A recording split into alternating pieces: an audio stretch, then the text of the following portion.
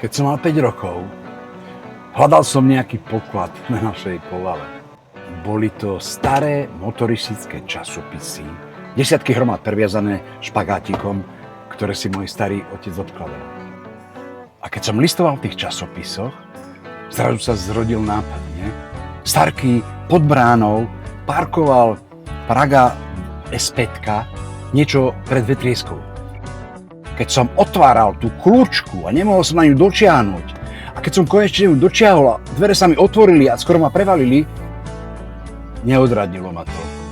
Dostal som sa dovnútra. A keď som sa vyškriebal za ten volant, ktorý bol asi takýto, a tá páka, práve na tej povale sa zrodila tá moja vášeň k motorom, k vojne nafty. A je to už 47 rokov.